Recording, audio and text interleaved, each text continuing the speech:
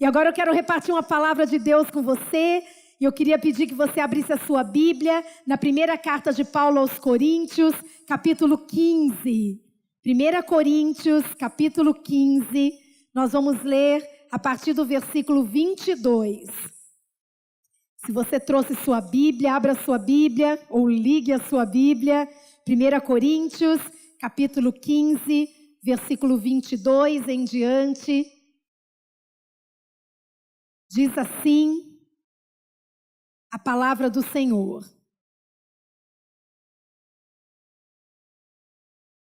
Pois da mesma forma como em Adão todos morrem, em Cristo todos serão vivificados. Mas cada um por sua vez. Cristo o primeiro, depois, quando ele vier, os que lhe pertencem. Então virá o fim. Diga, então virá o fim. Então virá o fim quando ele entregar o reino a Deus o Pai, depois de ter destruído todo domínio, autoridade e poder.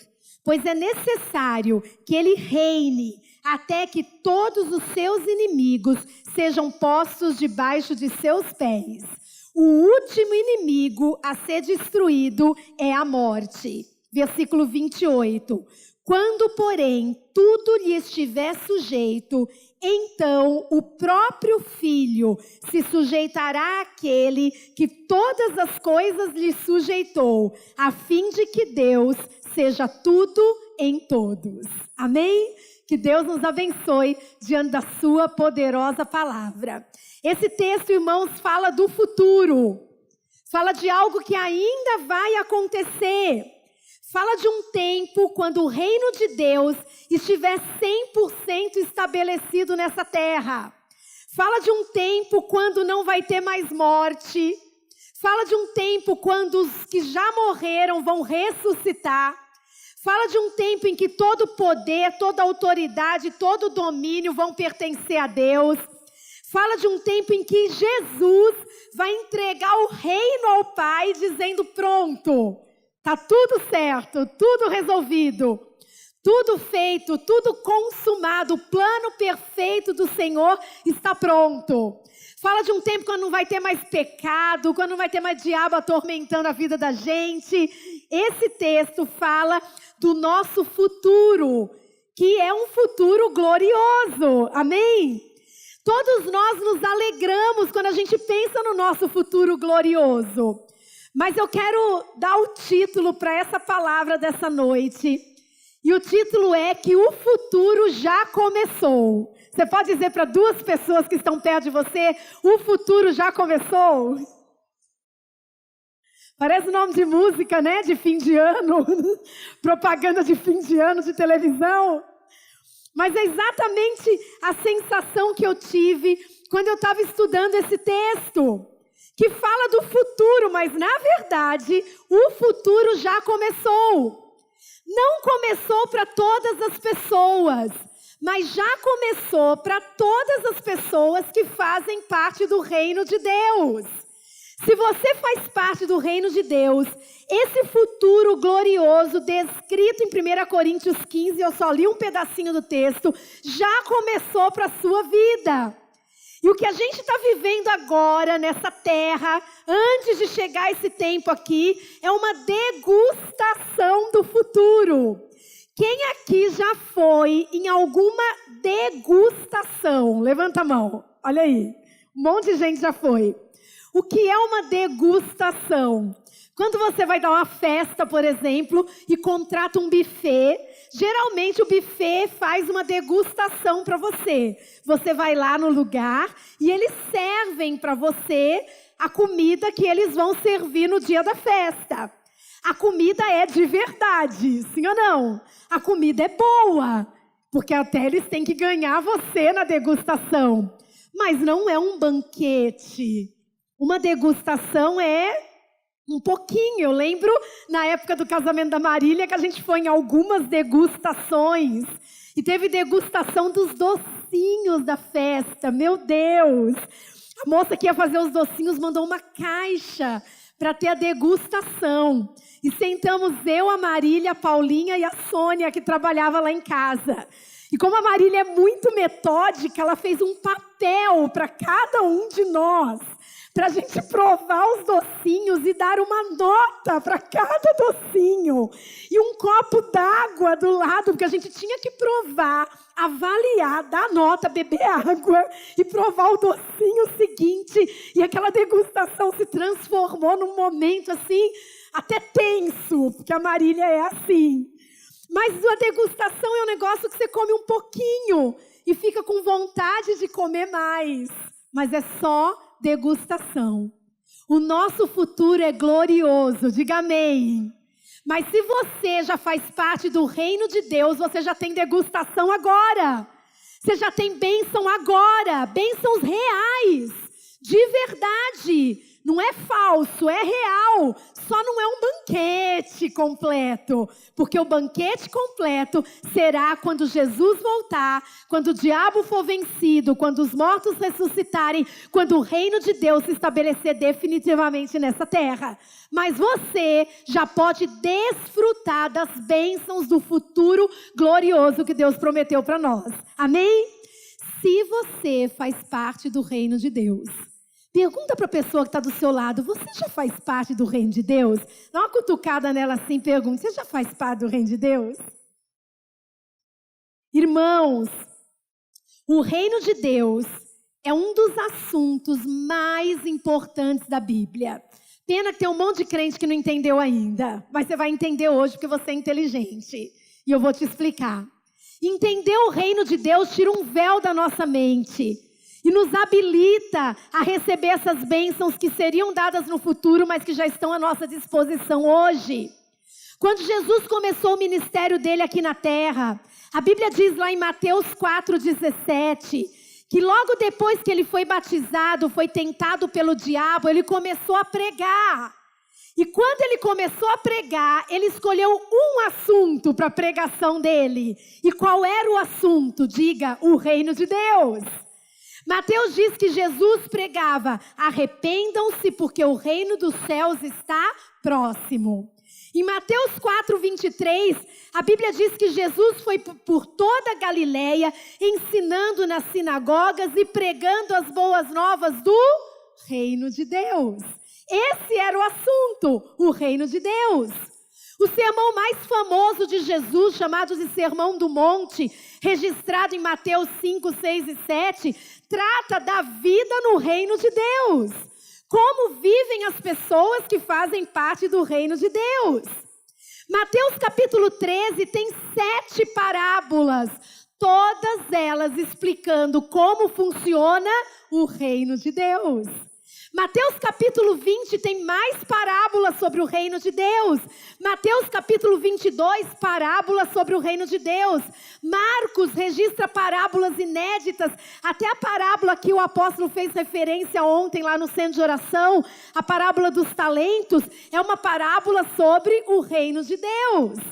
E quando Jesus ressuscitou, irmãos, Lucas registra no livro de Atos que Jesus ficou 40 dias aqui pregando e ensinando. A Bíblia não registra essas pregações e esses ensinos, mas Atos capítulo 1, versículo 3 diz que Jesus passou 40 dias falando sobre o quê? O reino de Deus. Ou seja, Jesus quer que você entenda o reino de Deus, para que você desfrute das bênçãos que já estão à nossa disposição por fazermos parte desse reino. Então, nessa noite que o Espírito Santo de Deus te deu um insight para você entender e desfrutar dessas bênçãos maravilhosas. O reino de Deus não é um lugar.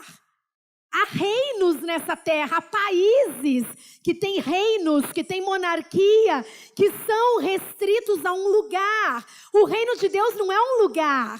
O reino de Deus é o governo de Deus na vida de uma pessoa. Quando que o reino de Deus chegou na sua vida? Chegou no dia em que Jesus começou a governar a sua vida.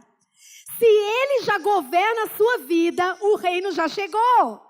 Se ele é só seu amigo, se ele é só alguém que você admira, se ele é só seu mestre, mas ele não manda na sua vida, o reino ainda não chegou. O reino de Deus é o domínio de Deus sobre a vida de alguém. O reino de Deus significa que agora tem um rei sentado no trono da sua vida, e esse rei não é você, esse rei é Jesus. O reino de Deus significa que agora alguém dirige você, auxilia suas escolhas, diz o que você pode e o que você não pode fazer. O reino de Deus significa que agora você tem alguém para você consultar, para você perguntar, para você saber se deve ou não fazer. O reino de Deus é o senhorio de Jesus sobre a sua vida. Sabendo disso, dê um aplauso ao Senhor, só aqueles que já têm Jesus como seu Senhor. Jesus é seu Senhor? Amém? Diga, Jesus é meu Senhor. O reino de Deus já chegou na minha vida. Quando Jesus ensinou a gente a orar, na oração do Pai Nosso, Pai Nosso que estás no céu, santificado seja o teu nome, venha o teu reino, seja feita a tua vontade, assim na terra como é no céu. O que significa venha o teu reino? Significa vem governar a minha vida. E que a tua vontade aconteça na minha vida como acontece no céu. Irmãos, no céu, a vontade de Deus acontece 100% o tempo todo. No céu não tem rebeldia, não tem desobediência. Vem o teu reino, quer dizer, governa a minha vida. Vem o teu reino na minha família, governa a minha família. Vem o teu reino no meu trabalho, nas minhas escolhas, governa meu trabalho. Vem o teu reino lá na minha empresa, governa a minha empresa. Essa deve ser a nossa oração. Vem o teu reino, governa a minha vida. E se Jesus governar a sua vida, as bênçãos futuras já começam a acontecer hoje. Quantos querem receber essas bênçãos? Diga, eu quero. O texto de 1 Coríntios 15 fala de um tempo em que todos os inimigos do Senhor serão derrotados. E eu quero te dizer que se o reino de Deus estiver na sua vida, você já derrota esses inimigos hoje, aqui, agora, antes do céu. Amém? Quais são esses inimigos? Vou falar de pelo menos 3, para o André gostar da palavra. Pelo menos 3. O primeiro inimigo que será derrotado, mas se você entrar no reino, você já derrota hoje, é o diabo. O diabo é nosso inimigo, sim ou não? A Bíblia o chama de inimigo das nossas almas, de adversário, de enganador, de ladrão. Haverá um tempo em que o diabo será derrotado definitivamente, mas esse tempo ainda não chegou. O apóstolo João, na sua primeira carta, capítulo 5, versículo 19, ele fala que o mundo jaz no maligno.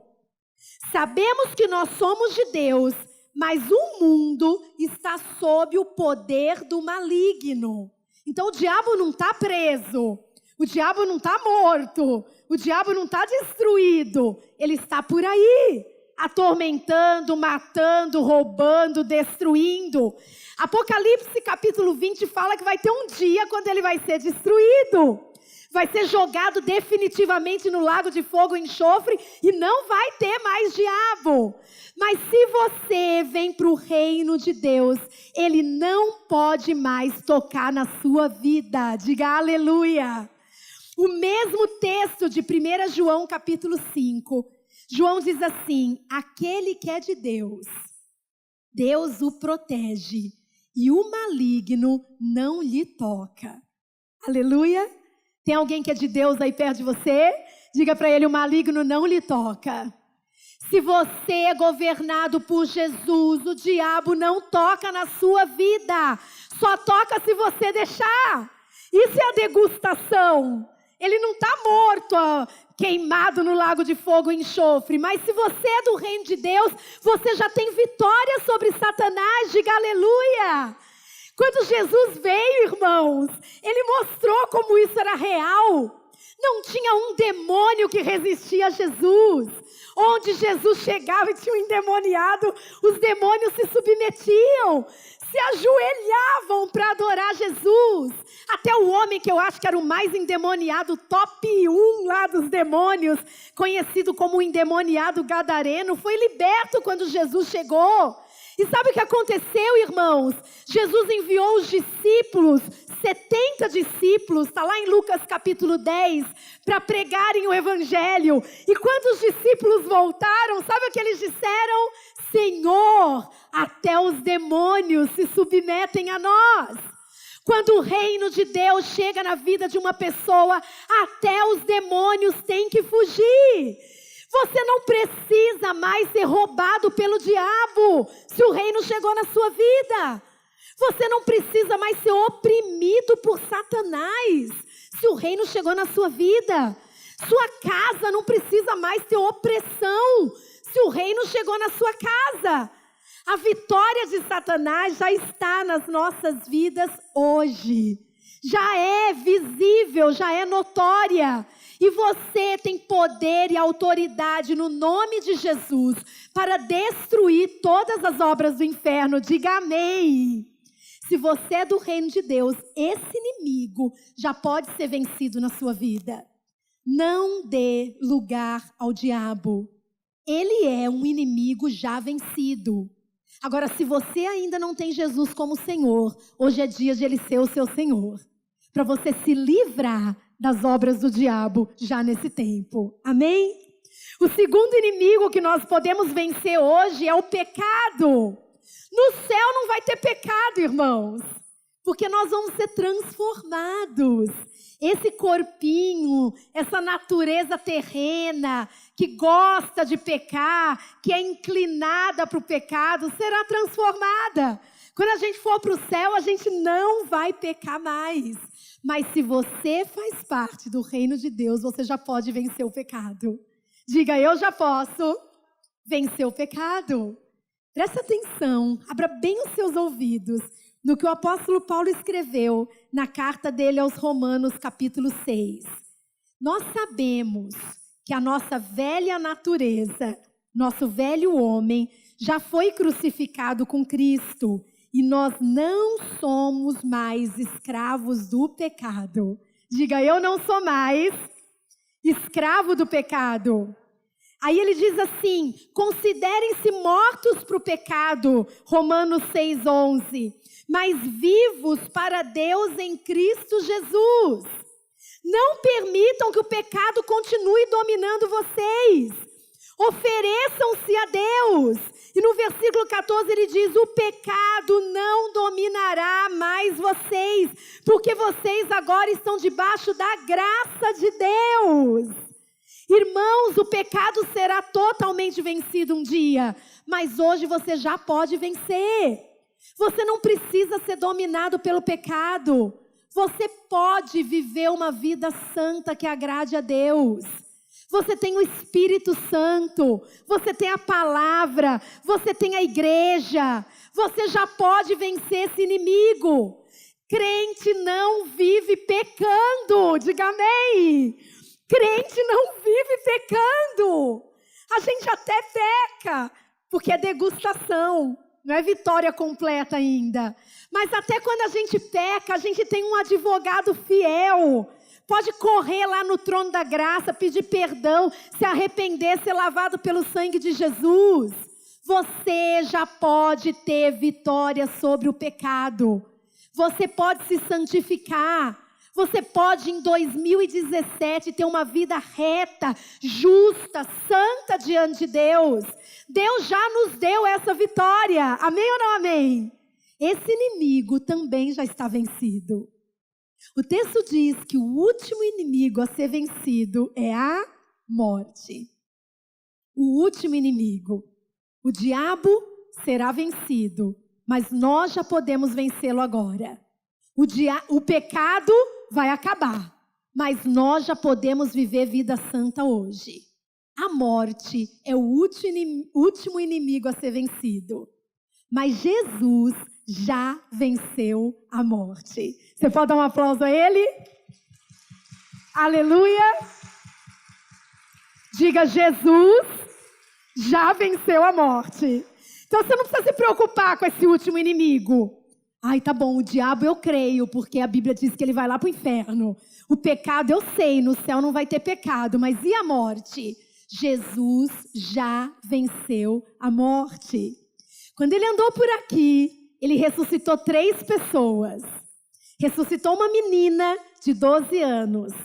Ressuscitou um jovem, rapaz, filho de uma viúva. Quem estava aqui domingo passado lembra. E ressuscitou um homem, creio que já adulto, Lázaro. Ressuscitou uma menina que tinha acabado de morrer, porque chegou a notícia que ela tinha morrido. Ressuscitou um jovem que já estava no caixão, sendo levado para ser sepultado. E ressuscitou um que já estava sepultado há 3 dias. Só para mostrar que ele tem todo o poder sobre a morte. E se já não bastasse, ele mesmo ressuscitou.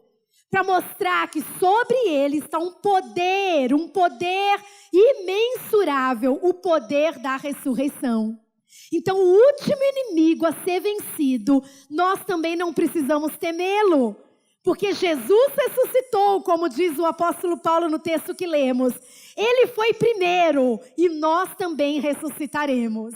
E para que a gente tenha degustação disso também, o autor aos Hebreus fala uma coisa muito legal. Porque você pode ir vencendo o diabo e dizendo, tá vendo? Eu já estou vencendo esse inimigo. Você pode ir vencendo o pecado e dizer, olha só, eu já estou vencendo o pecado. Mas não dá para você experimentar e vencendo a morte. Ah, eu morro, ressuscito. É difícil, né? Eu conheci uma mulher que ressuscitou. Foi para Israel conosco, na primeira ou na segunda vez que nós fomos a Israel. Tinha uma senhora na caravana, uma senhorinha, que tinha um testemunho de ressurreição. Ela tinha atestado de óbito, irmãos. Segundo ela, e eu creio, ela morreu. Morreu de verdade. De morte morrida, como se diz por aí. Mas um pastor orou por ela e a mulher ressuscitou. E fui até para Israel com a gente. Eu lembro que a gente entrou numa loja cheia de lembrancinhas, miudezas, e ela esbarrou numa prateleira e derrubou um monte das coisas no chão. E nós ficamos, meu Deus, nós vamos ter que pagar isso daí que ela quebrou. E ela foi embora e nem ligou. Eu pensei, acho que quem morre e ressuscita não está nem aí mais, né? Com as coisas dessa terra. Nem para voltar e ver se tinha quebrado alguma coisa. Meu marido ainda falou, ressuscitou e ficou causando aqui na viagem. Ficou por aqui para causar. Era uma senhorinha, não sei se ela ainda está por aqui. Como é que a gente faz para experimentar a ressurreição? O autor aos Hebreus fala que também tem degustação da ressurreição. E que Deus nos deu o poder de sermos libertos, já nessa era, do medo da morte. E essa é a nossa vitória. Hebreus capítulo 2, 14 e 15 diz assim: portanto, visto que os filhos são pessoas de carne e sangue, ele também participou dessa condição humana, para que, por sua morte, derrotasse aquele que tem o poder da morte, isto é, o diabo, e libertasse aqueles que durante toda a vida estiveram escravizados pelo medo da morte. Diga, eu não sou mais escravo do medo da morte. A gente já pode experimentar nesse tempo essa delícia de saber que não ficaremos eternamente no túmulo. Que se Jesus demorar a voltar, nós vamos ressuscitar. E vamos nos encontrar com Ele e com os nossos irmãos que já morreram. E para provar que isso é verdade, a Bíblia diz que Jesus nos libertou do medo da morte. Há pessoas que só de falar morte batem na madeira. Dizem, não quero falar nesse assunto, não posso nem pensar nisso. E nós falamos disso, não porque queremos morrer, até porque a gente tem muita coisa para fazer nessa terra aqui ainda, mas porque não temos mais medo. Somos livres da opressão do diabo. Somos livres do domínio do pecado. Somos livres do medo da morte. O futuro já começou. Amém? Levanta sua mão direita para o céu e diga: porque eu faço parte do reino de Deus. Eu sou livre da opressão do diabo. O maligno não me toca. Eu sou livre do domínio do pecado. Eu posso resistir ao pecado e ser santo. E eu sou livre do medo da morte, porque eu tenho certeza da minha ressurreição. Dê um aplauso ao Senhor que fez essa obra espetacular nas nossas vidas. Tudo isso é um direito de quem faz parte do reino de Deus. Eu quero terminar essa palavra nessa noite, convidando você a fazer parte do reino de Deus. O reino de Deus não é um lugar. O reino de Deus se estabelece nas vidas das pessoas. E ele continua se estabelecendo. O reino de Deus está em curso.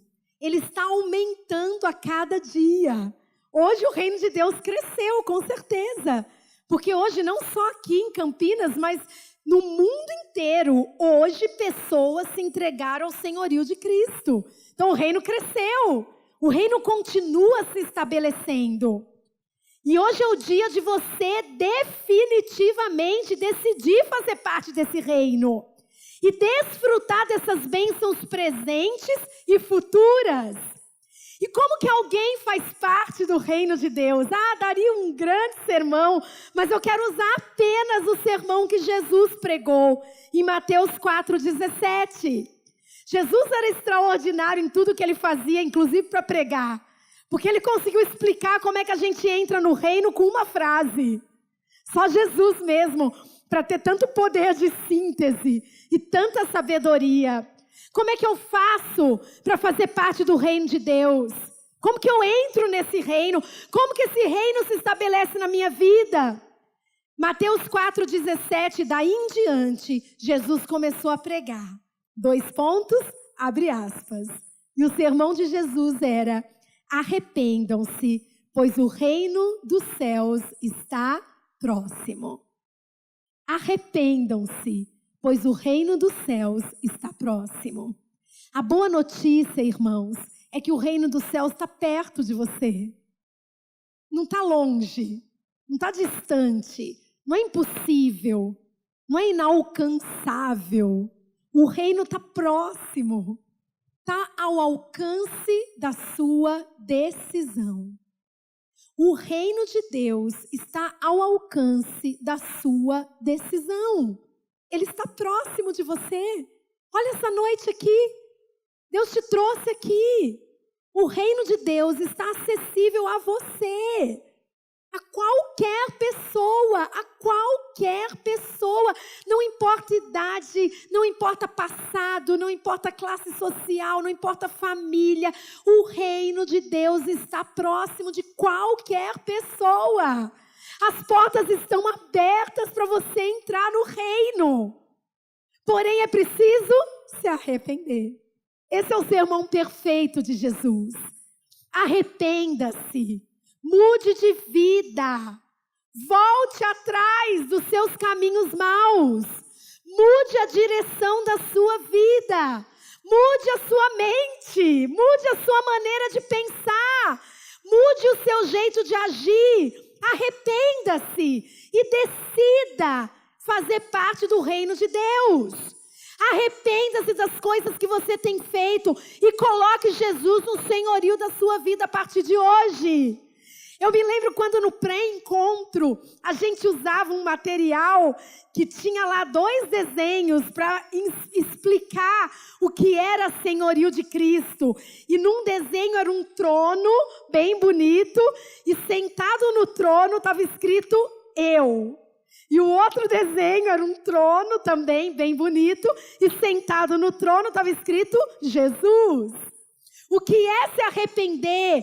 É dizer, eu estou saindo do trono agora, estou pulando fora do governo da minha vida e estou dando este lugar para o Senhor. para que o Senhor, a partir de hoje, reine. Então eu vou consultar, eu vou perguntar, eu vou procurar saber, eu vou me esforçar, eu vou obedecer, porque agora o Senhor reina. Isso é arrependimento. Não existe arrependimento sem mudança. Não existe arrependimento se você continuar governando sua vida.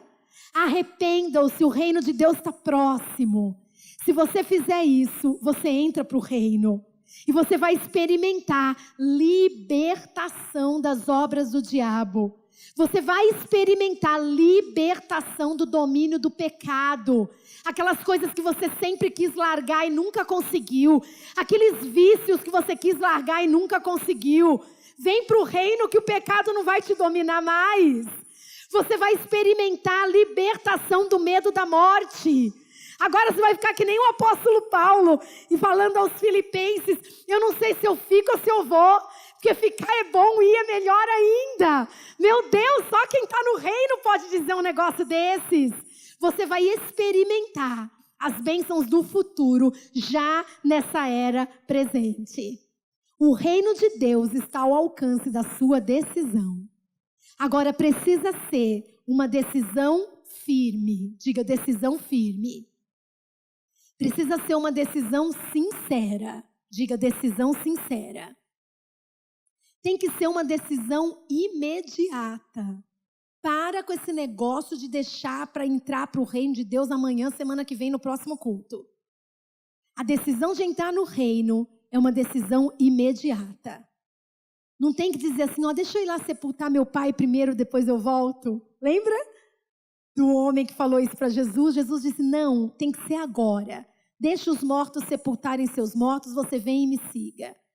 Não é uma decisão entusiasmada, mas é uma decisão firme, sincera, imediata e radical. Vir para o reino de Deus significa mudar radicalmente de vida. Radicalmente. É agora parar de fazer sua vontade e fazer a vontade de Deus. É agora parar de fazer o que vem na sua cabeça e começar a consultar Deus.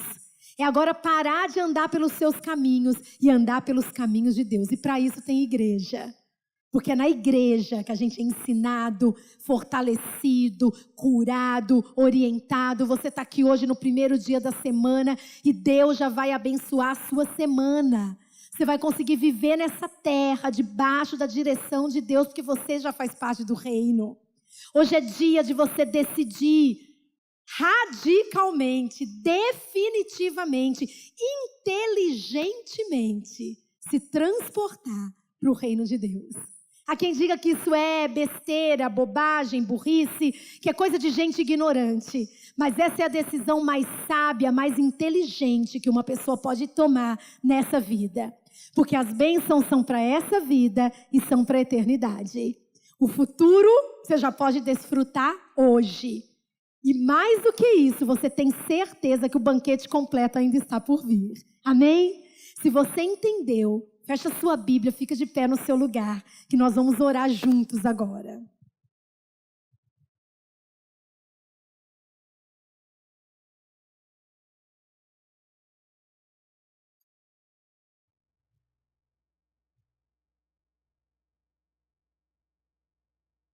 O reino de Deus está próximo, está aqui nessa noite.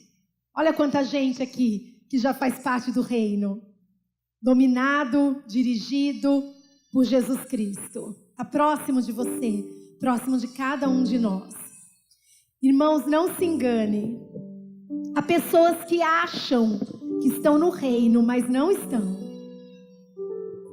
Eu quero que o Espírito Santo de Deus te dê essa convicção nessa noite. Eu não quero semear dúvida no seu coração, quero semear fé no seu coração. E fé é uma certeza. Quem são os enganados? São aqueles que têm em Jesus uma boa pessoa, uma boa companhia, que gostam da igreja, que creem na Bíblia, que até participam das coisas do reino, que gostam de andar com as pessoas do reino, que concordam com as palavras que ouviram, mas que Jesus não é o seu Senhor, porque não manda em você. Você faz o que você quer. Você ainda está no trono. entre a sua vontade e a dele está sempre perdendo e a sua está sempre prevalecendo. Então você não está no reino. Talvez hoje até você que já vem na igreja tenha essa convicção e perceba que você precisa tomar uma decisão definitiva e radical na sua vida e colocar Jesus no lugar que ele tem direito, que é o lugar de rei e de Senhor. Você não pode ser um amigo do evangelho, você precisa ser um servo de Jesus Cristo. Você não pode ser um amigo dos crentes, você tem que ser irmão dos crentes, filho do mesmo Pai, salvo pelo mesmo Cristo, tendo o mesmo Espírito. Você não pode ser apenas um admirador de Jesus. Você precisa ser escravo dele, servo dele, e ele ser o seu Senhor. Feche os seus olhinhos aí no seu lugar. Que hoje é o dia de nós declararmos para ele: Senhor, o teu reino já está estabelecido na minha vida. Eu posso desfrutar dessas bênçãos extraordinárias conquistadas na cruz. O teu reino já está na minha vida. Se Jesus é o seu Senhor, começa a declarar isso para ele, porque você crê com o coração e confessa com a boca. Diz Romanos capítulo 10, versículo 9. Se com seu coração você crê e com a sua boca você confessar que Jesus é Senhor, você será salvo. Eu gostaria que todos aqui fizessem essa confissão de fé. Dissessem para Jesus de todo o seu coração: Senhor Jesus, Tu és o meu Senhor. E se Ele não tem sido até hoje, que você se arrependa. Peça perdão dos seus pecados. Peça perdão por continuar sendo você o Senhor da sua vida. E coloca Jesus nesse trono hoje. Senhor, eu quero que verdadeiramente o Senhor governe a minha vida. Venha o teu reino na minha vida. Venha o teu reino na minha vida. Venha o teu reino na minha vida. Senhor Jesus, Tu és o meu Senhor. Tu és o meu Senhor. O Senhor me governa. O Senhor me governa. E eu já posso desfrutar das bênçãos do futuro hoje, aqui nessa terra. Que bênção, que maravilha, que coisa grandiosa fazer parte do reino do Filho do teu amor. Se você está lembrando de pessoas da sua família que ainda não tem essa bênção, faça a oração: Senhor, venha o teu reino na vida, e diga os nomes das pessoas. Venha o teu reino na vida do meu pai. Venha o teu reino na vida da minha mãe. Venha o teu reino na vida dos meus irmãos. Venha o teu reino na vida dos meus avós. Venha o teu reino na vida do meu filho. Venha o teu reino, Senhor, na vida daquele parente distante. Venha o teu reino na vida dos meus tios, da minha sobrinha, dos meus netos. Venha o teu reino. Venha o teu reino, Senhor. Governa essas pessoas, para que eles também desfrutem dessas bênçãos. Vá dizendo os nomes das pessoas que você quer que se coloquem também debaixo do senhorio de Cristo. Peça para o Senhor governar seu trabalho. Venha o teu reino no meu trabalho. Venha o teu reino nos meus negócios. Venha o teu reino nas minhas escolhas. Venha o teu reino em tudo que eu fizer. Governa a minha vida, Senhor. Eu posso começar a semana melhor que eu já tive nessa terra, debaixo do senhorio de Cristo Jesus, um Senhor perfeito. Venha o teu reino, Senhor, na minha vida, na minha casa, na minha família. Seja verdadeiramente Senhor. É a minha oração nessa noite, em nome de Jesus.